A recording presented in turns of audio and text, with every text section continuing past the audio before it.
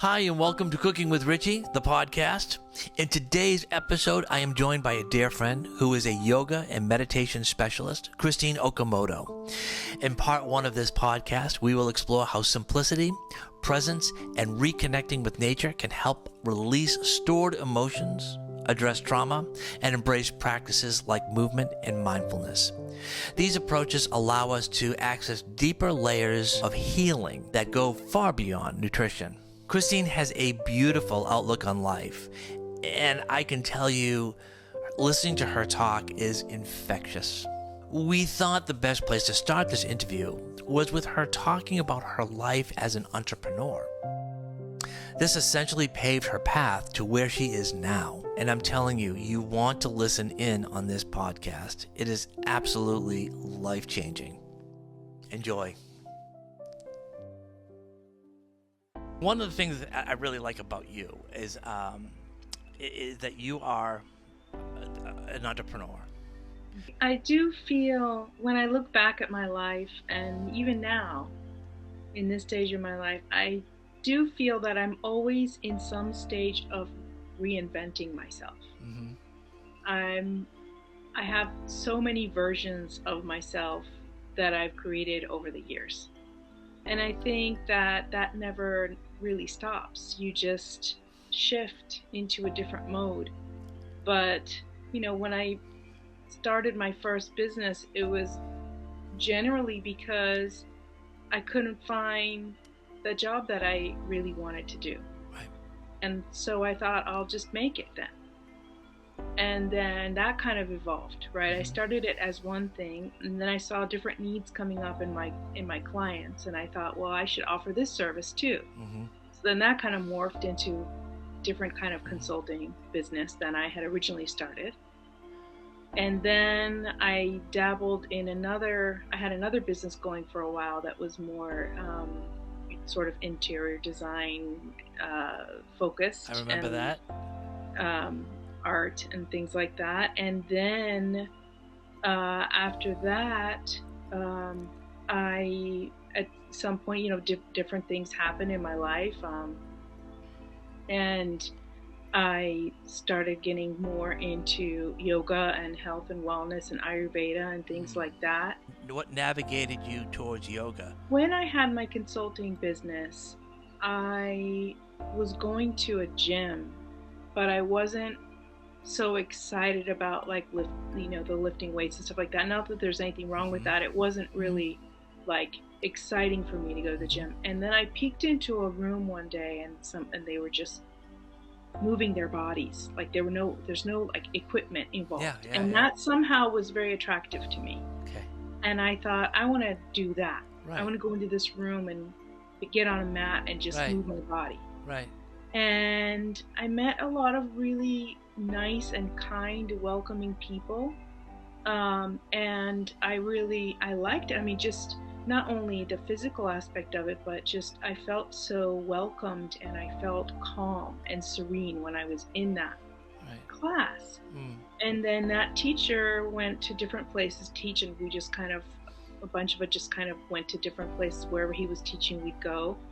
And then later, I had an opportunity to take a teacher training course, and I thought I really want to just understand more about what this is about, so I want to go deeper. So then I took that, and then I started teaching. When I was living in Hawaii and I taught beach yoga, I just thought, I'm going to just show up here every day at the same time and believe that I'll get students. Because I chose my favorite place. I thought this is my favorite place to do yoga, in front of the beach and in front of the ocean. And so people started coming, and I just kept showing up.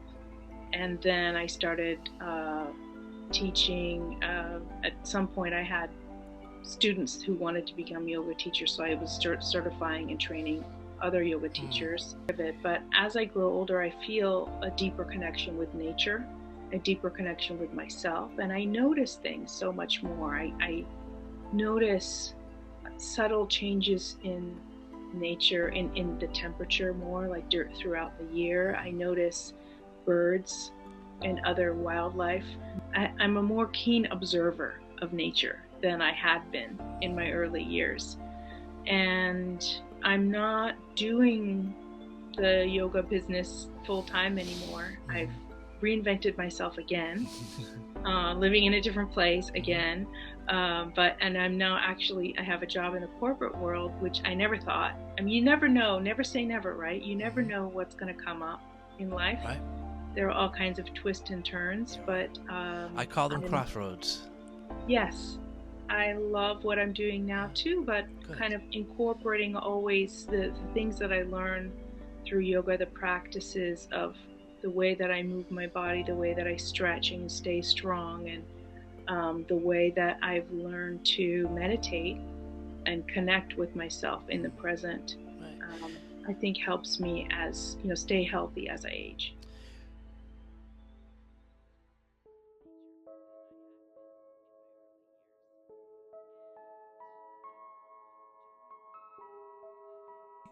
We talked a few days ago, and we talked about the journey of simplicity, presence, and nature. And that spawned into a 2-hour conversation, and it was brilliant. And I feel bad that I didn't record that conversation because I really should have, because there was so much stuff that you were just everything was just, it was liquid gold.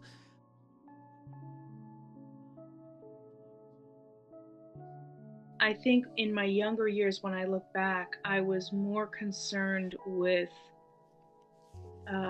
how other people might view me and how I fit into society and what I should be doing or shouldn't be doing according to, I don't know, other people's ideas, and I've kind of shed those things as I age. I'm going back to basics. And simplicity is partly getting rid of those things that don't serve you, that don't help you feel good about yourself and your life. Right. And also not accumulating things a lot, and not accumulating both tangible and intangible things. When our family moved from Hawaii to California, it's really expensive to ship things over the ocean. And I had already sort of thought, I don't want to have a lot of things. Like, as I get older, I want to have fewer things so that eventually, when I leave this planet, I'm not going to leave a whole bunch of stuff behind that somebody else has to clean up. So one great thing about moving, of course, moving can be very stressful and discombobulating, but one great thing is it's a chance to take stock of everything that you have and make decisions and decide what is really meaningful for you to hang on to and what is not. Right.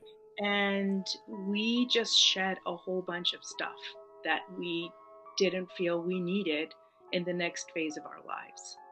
And so that was very freeing when we showed up at our new place and we had very few physical items in our possession. It felt really freeing. So that kind of simplicity is what I feel that I need as I take my journey into my later years. When my mother passed away, I didn't want to let her go, and I actually took a lot of stuff from her, and I shipped them down in a pod to my house where I am now, and my garage is full. My house is filled with my mother's stuff, and I would love it. I just don't know if I could ever release even my own stuff. Like, see that drum set behind me? 1973 I bought that, and I can't play drums anymore, but I will not. I can't get rid of it. My son just says, Rick, you got to let these things go. You really do. You sell them, let them go, and you feel better. It does feel good. Yeah. But I mean, everything in its own timing, right? Maybe you're not ready at this time, and maybe there's other things that you can let go of that will feel good. Right. For me, that was, moving was the thing that helped really shed a lot of that, and it felt good. Good. But then, then I started thinking, what's the mental baggage that I'm carrying that I don't need anymore? too. Okay. The weight of other people's expectations or my ideas of who I was, what identities am I holding on to that I could grow and change again and reinvent myself again and not necessarily Right. hang on to that. Okay. So that was something else too. I thought I need to have a different iteration of my career as well. I just had this feeling that I needed to move on, but it was a little bit stressful to give up this identity of myself as a Right. yoga teacher, trainer, or whatever I was doing. But then again, once I reinvented myself, I felt, oh, this is a whole. It can be new and fresh again. Yeah. I like how you say reinventing yourself. Mhm. I would call it resetting to zero. Mhm. It's the same thing. Yeah. Reinventing yourself, resetting to zero, and that Mhm. we know that we can trust ourselves, Mhm. that we will always be okay. So yeah, so we do go through cycles in our lives. We always have to reinvent ourselves. You can never be afraid to do that. And I think the more that we do it, the easier the next time we roll around, it Mhm. becomes. It's scary, but Mhm. it's done, and it's so satisfying. And when I saw you doing your yoga, I'm like, I just knew that you were right in your element because you just look so happy and you look so at peace and stuff. And let's talk about presence, the Mhm. journey of presence.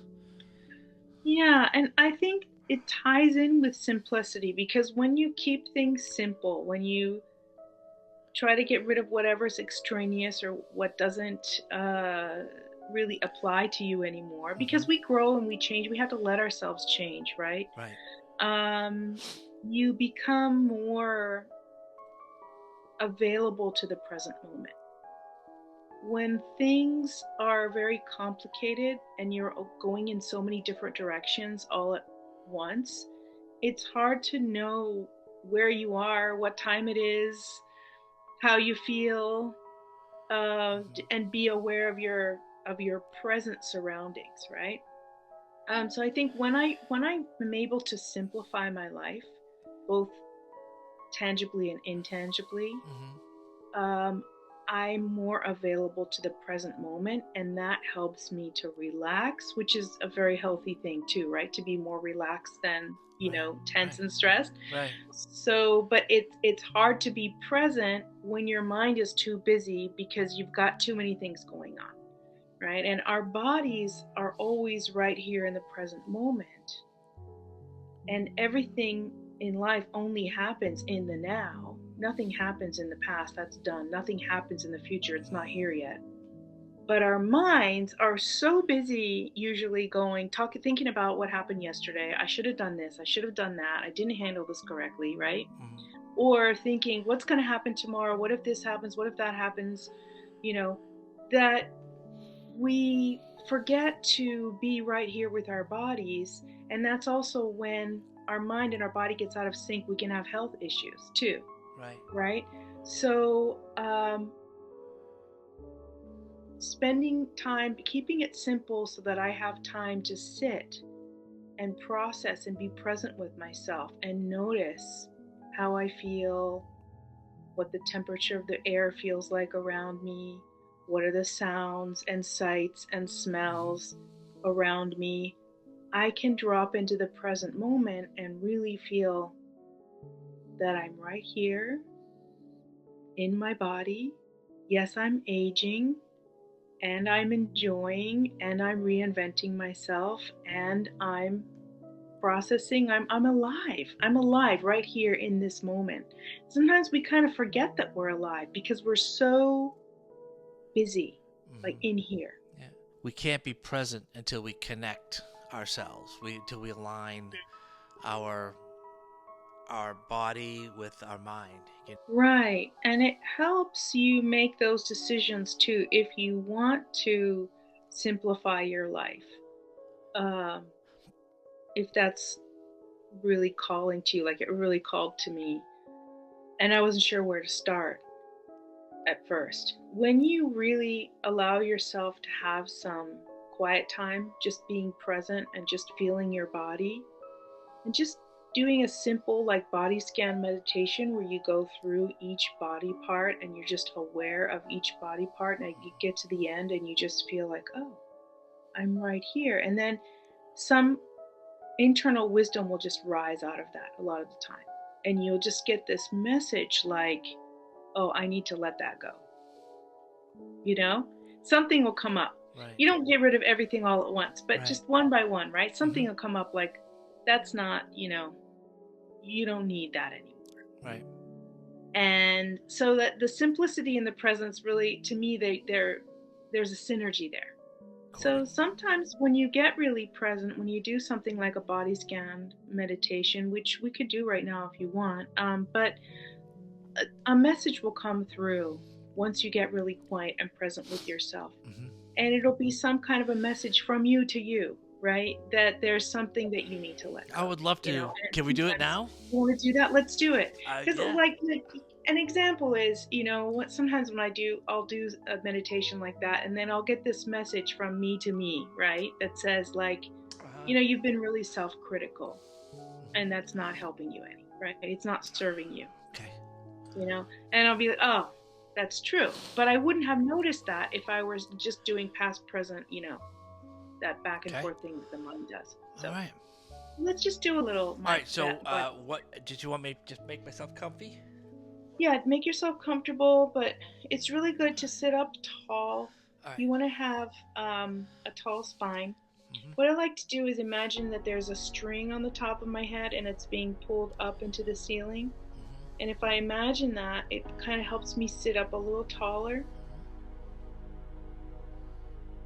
And then, we carry a lot of tension in our jaw. A lot of times, like, we clenching our teeth without even realizing it when we get stressed. So we can just like bring our fingertips behind the ears and just kind of like massage that a little bit if you feel like that's tense. Or just kind of make sure there's a space between your molars, right? Your top molars and your bottom molars. So you're not clenching. You just kind of relax that. And then we'll place the attention on the top of our head again. You can let your eyes close or just kind of, drop your gaze or whatever feels comfortable for you. Just notice the top of our head. Just place your awareness there. Just notice. And the more you notice it, the more you notice the top of your head, the more you can feel like it's a little bit of a sensation of warmth and ease that's sort of entering your body from the very top of your head. And then you can notice your forehead. And as you notice your forehead, can you help it relax a little bit? Maybe broaden the forehead. Maybe the space between the eyebrows gets broader as you relax that. Relaxing all the muscles in your face. Can you relax your cheek muscles? The muscles around your eyes. Maybe the right side of your head and your right ear. The left side of your head and your left ear. Back to the jaw again, left side, right side. What about your mouth? Maybe the muscles around your mouth can relax. What about the inside of your mouth? Can that relax too?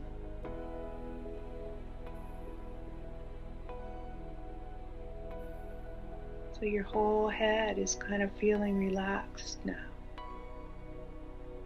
In fact, we can go back to the top of the head. And from the top of the head, let's go to the back of the head. And maybe we can go to the back of the head where it meets the neck. Relax all of those neck muscles. Holding up our head all day. They're working so hard for us. What about the right and left side of your neck where they meet the shoulders? Relax those. Your right shoulder, your left shoulder, your right armpit, your left armpit, right upper arm, left upper arm, right elbow, left elbow, right forearm, left forearm, right wrist, left wrist, right hand, left hand. What about all the fingers of your hands? Your right thumb, index finger, middle finger, fourth finger, pinky finger. Can that whole right hand be relaxed? What about your left hand? Thumb, index finger, middle finger, fourth finger, fifth finger. The whole left hand can be relaxed now. And you're right here in your body.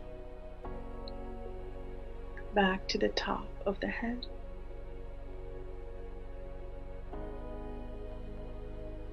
Now along the back of the body, let's travel down the spine from the top of the head, through the back of the head, down to the neck, all the way down the spine, vertebrae by vertebrae.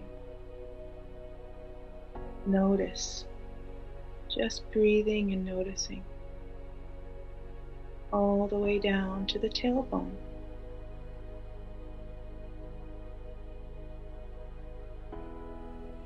Back to the top of the head. This time we're going to travel down the front of the body. So from the top of the head, through the middle of the forehead, in between the eyebrows, down the bridge of the nose, down through past the lips, past the chin, past the throat. Now we're at the chest. Right side of the chest, left side of the chest, middle of the chest, and down to the ribs, right side of the ribs, left side of the ribs. Can your whole abdomen relax? Belly button. Now your hips and your pelvis, the seat that you're sitting on, right thigh, left thigh, right knee, left knee, back of the right thigh, back of the left thigh, back of the right knee, back of the left knee, right shin, right calf muscle, left calf muscle, right ankle, left ankle, right foot, left foot, the sole of the right foot, the sole of the left foot, all the toes on your right foot, big toe, second toe, third toe, fourth toe, and fifth toe. All the toes on your left foot, big toe, second toe, third toe, fourth toe, and fifth toe. Now your entire body is relaxed and you feel that you're right here in your body, in the present moment.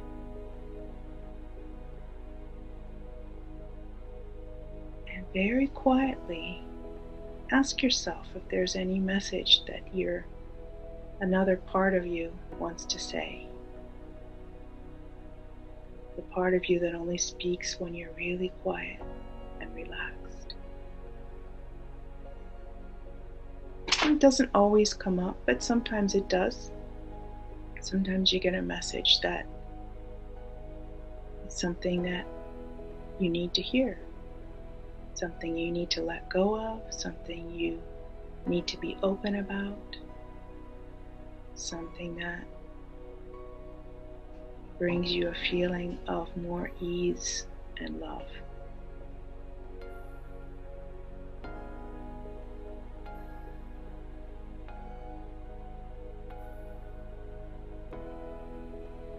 And then let's bring our palms together and rub them together, make a little bit of warmth in your hands. And then put your hands on your heart. and know that you can come back here anytime and commune with yourself, be with yourself, be present, and honor this time that you're alive right now.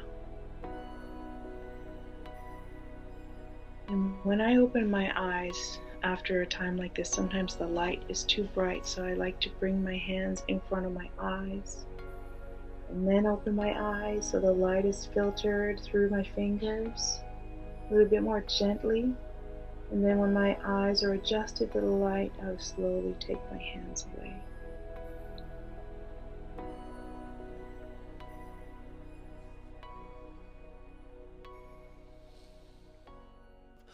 Thank you. I like that. Yeah. Yeah, that was good.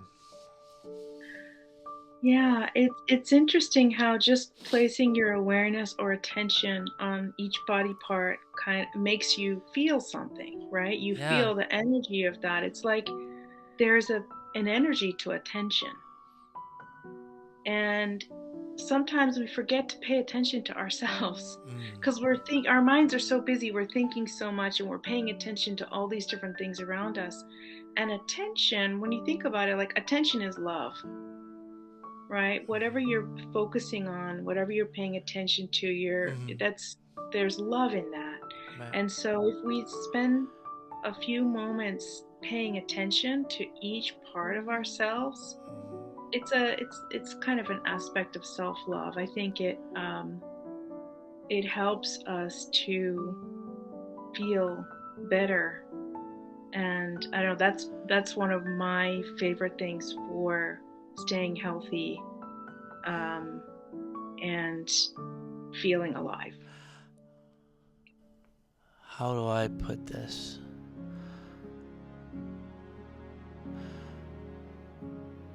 When I had my medical event back in 2021, and the severity of what had happened to me, forced me to pay attention to me. And I didn't know how, and I just knew that I had a lot of organ failure, my heart failure, and the vascular issues in my legs. And I went from focusing on everything but me in my life, my kids, my wife, my family, my dog,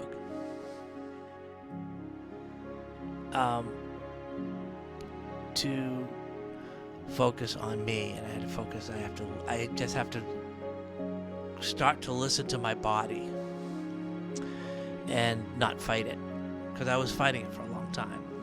But talking to you, a few days ago, when you were just talking about, connecting with yourself and talking to your, sending love to yourself. And it's so hard because I was so upset at my body. I was so upset. It's like, how can my body fail me? I've gotten so far, and all of a sudden everything just like upside down. God gave me a second chance, and I don't know why. I still to this day don't understand why he chose to spare me, where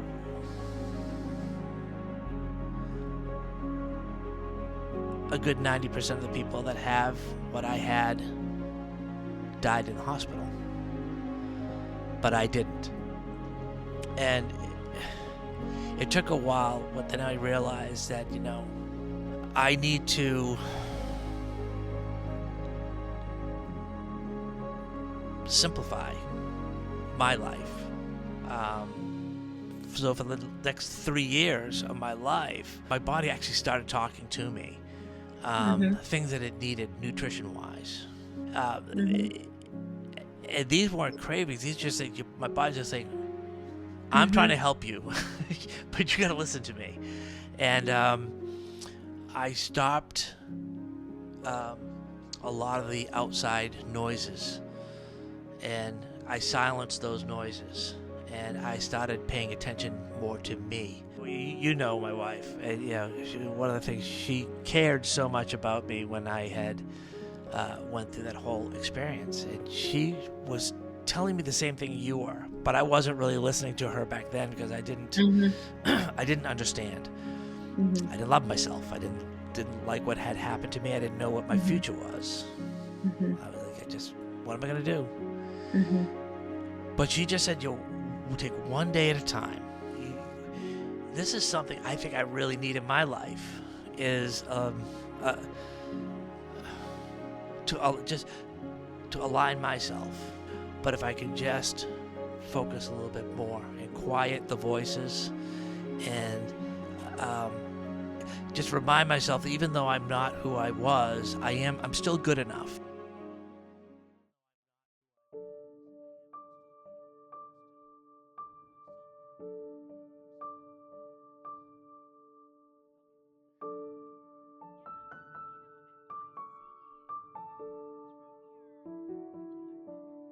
I loved when you were talking about the water, how everything washes itself Yes. out. Yeah. How can we segue into that? Could you explain to me that whole analogy? Because I just thought that was wonderful. So Yeah. So, it kind of goes along the lines what you were saying about how it's just one day at a time, right? yeah. And you used to be a picky eater, but it sounds like you're not anymore, Nope. because like you're eating ginger and the bok choy and all the things. I love it. So we can do new things, right? You can teach an old dog new tricks, because we're learning and growing and changing all the time, as we age too. And it can be step by step, little by little. If you had, let's say you had a clear bottle and it had a little bit of something dark and sticky in the bottom, like maybe soy sauce or something like that, right? It would be hard to just like stick a chopstick down there and like get it all out, right? But what would be easier to get out is just start pouring clear water into the bottle. And it's not going to happen right away, but if you start pouring clear water into that bottle, that black soy sauce at the bottom is going to turn into like a brown water, muddy kind of looking, and then it's going to get kind of a clear amber looking liquid. And then as you keep going, you keep pouring the water in, eventually all of that is going to start to run clear.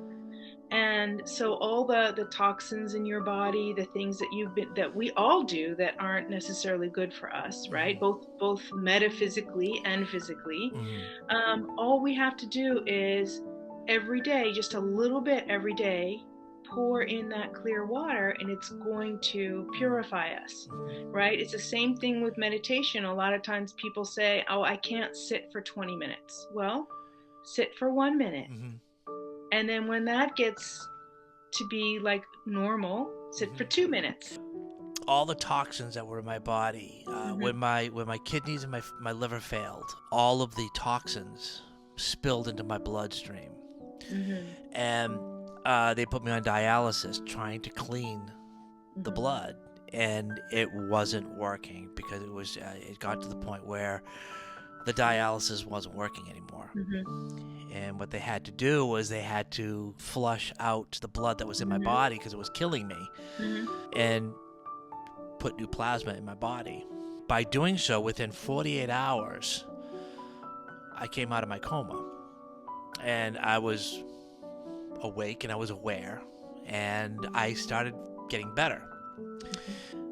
I realized that this water analogy that you talk about, with my blood has so many toxins in it, but if I put pure stuff into it, whether it is food or happiness, love, alignment, any of those positive forces will make this water clear. And it's up to us to keep our mind, our body, our physical form, our nutrition clear as water.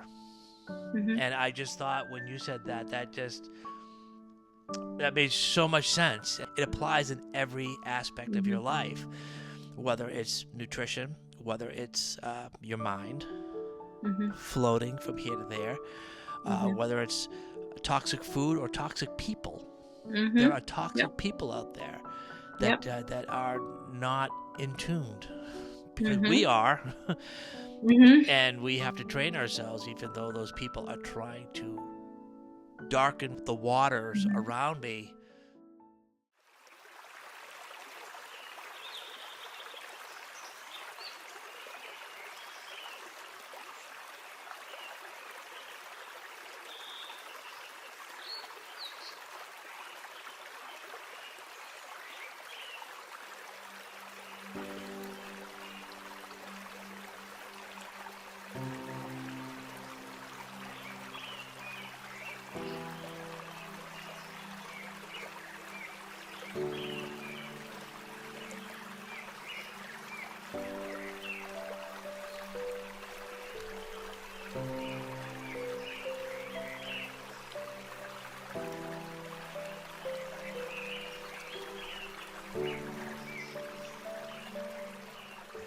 So I think society at large has really made everybody afraid of aging. The messages that are out there, it's all about anti-aging, which basically has the connotation of, aging is bad, right? And as if we're losing value as we age, right? We're not as good as we were before, right? Even the things that people say that are supposed to be positive, Right. there's an underlying message of negative. When people say, like, I still got it, it's implying that maybe you shouldn't, because, that's still, that word still is kind of like, so I like to think of it as, I'm very pro-aging. I like to think about all the good things about getting older. First of all, it's a privilege to be older, because a lot of people don't get to be that age, right? And second of all, there are so many things that I know now and that I can handle better now than I could when I was younger before. So there are things that I like more about myself now, actually, than I did 10 years ago, 20 years ago. Right. So there are so many things that are positive about aging, and I feel like I am more in tune with myself and with nature. I'm more a part of the entirety of nature and of the planet. Right. There are things that I'm more sensitive to that I didn't notice before. I'm very careful with choosing fabrics now, because I can feel if it's something is soft or not soft. If it's a little scratchy, it really bothers me, because I'm more like in tune with things. Bedding for me, I don't know what it is, but it's for some reason bedding, the type Yes. of the cloth and stuff that's on me at night, the weight and the pillows and stuff, that's really means a lot to me now. I don't know why, but it does. But yeah, you're right. Yes, Love it. being able to enjoy simple pleasures of good bedding. Yep. Right, or the perfect pillow or something. Or a nice warm sweater. Yes, a nice warm sweater. And when I'm walking outside, I notice the birds that I didn't used to notice so much before. I notice, I take note of like every single kind of bird, like the way they look, the way they sound, what kind of song each bird has. Hummingbirds will come and just like hover right here, because I feel like somehow they know that I'm like looking for them. What was it for you? What was your moment that you realized you started hearing birds and you started getting in tune with nature? Do you remember at all, or? Yes, and it's increasing over the years more and more. But the very start of it, I think, is when I really got into meditation. Like when I really got a daily meditation habit going. because I was quiet enough to hear them and because I was closing my eyes. I think for those of us who are sighted, I mean, I want to make sure to be sensitive to the fact that not everybody in this world is sighted. But if you are sighted, I think those of us who are sighted rely on our sense of sight so much that we don't use our other senses. That's so true. Wow. Okay. And so when I close my eyes and meditate, I can hear so much more and I can feel so much more. All my other senses come alive. And I think that's part of it, because bird song, and now it's just like I can pick out all the different types of, and I never noticed that crows have so many interesting calls that they do. Really? Like they have these clicking noises and stuff that they do. I only noticed before when I was younger that they go ka ka, you know, but they have the other they talk to each other in all kinds of interesting ways. Even the crows are interesting, you know, like they're all interesting to me. All the nature, all the little critters, all the squirrels, you know, like I'm just so much more in tune with like the trees and the seasonal changes of the trees, the leaves on the trees. Somehow as you age, you can just get into like the layer between us and the rest of nature is thinner or something. Yeah. I always got that through music. I think music replaced nature. Interesting. I would listen to some classical music, or I would listen. I would go on YouTube and I would seek out artists, or go on Twitch. This is a guy or a girl playing a guitar or piano or just singing, or an orchestra, philharmonics, you know, whatever. I just that was my nature. That was where I got my good feeling. But then I was out in my backyard. It was one Sunday morning, and an owl. And